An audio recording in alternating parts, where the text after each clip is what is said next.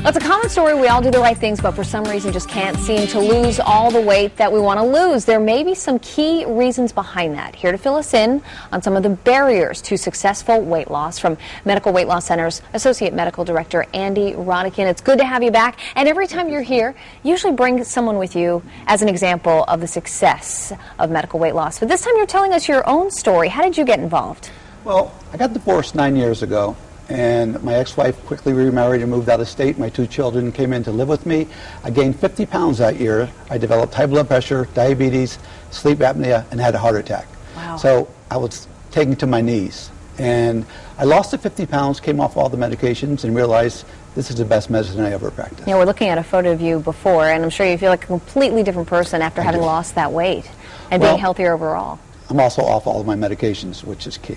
That's great. And you say you can't change your weight until you change your mind. What do you mean by that? Well, there are that is part of our behavioral program at Medical Weight Loss Centers. There are 7 barriers to effective weight loss, and that's what I'm hoping to talk to you about today. Yeah, let's get right on those. We'll get started. The first one is carbohydrate sensitivity. What is that? Well, you know, some people sunburn, some people suntan, some people are carb sensitive, some people are not. Okay. Carb sensitivity ultimately is the patient who says, I can't stop eating sugar. Once I start, I can't stop, which ultimately will lead to diabetes. The next one is metabolic syndrome. Metabolic syndrome. Typically, before you get diabetes, you'll have metabolic syndrome. It's a constellation of 5 symptoms. 1 includes a low good cholesterol. 2 is high triglycerides. 3, high blood sugar. 4, high blood pressure. And 5 is the apple-shaped waist size. Right. Women, a waist size over 35 inches, men a waist size over 40 inches. If you have 3 out of 5 of those, you have what's called the metabolic syndrome, used to be called Syndrome X, or the deadly quartet. And as we're talking about these barriers, is there anything we can do about them? There certainly is. And one of the things we do at Medical Weight Loss Centers is a full laboratory panel to screen you for all of these barriers we're talking about. Most of them are problems with your metabolism. And they're easily detectable in lab work, routine lab work. The next one is hormone imbalances. Hormonal imbalances. We're talking hypothyroidism. Everybody associates with that. You know, it's a typical way a person with hypothyroidism looks. They lose a lateral third of their eyebrows. They have thinning hair. They're obese, of course, fatigued, cold intolerance. I'm tired all the time. There's also what's called polycystic ovarian syndrome, PCOS. A lot of young girls have this and don't know it. It's very difficult to diagnose.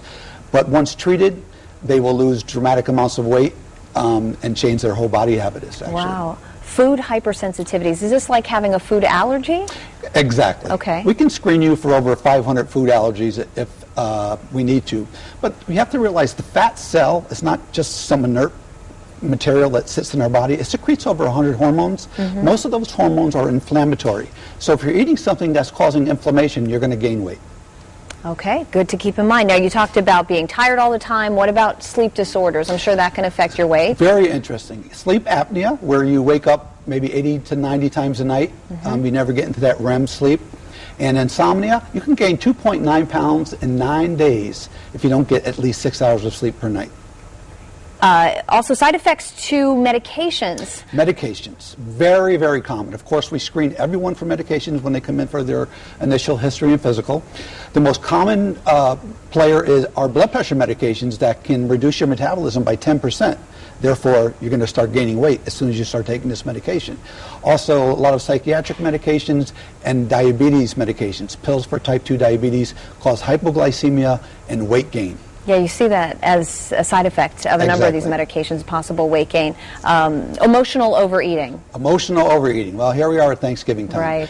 Our friends in Alcoholics Anonymous call this the Bermuda Triangle. Thanksgiving, Christmas, and New Year's.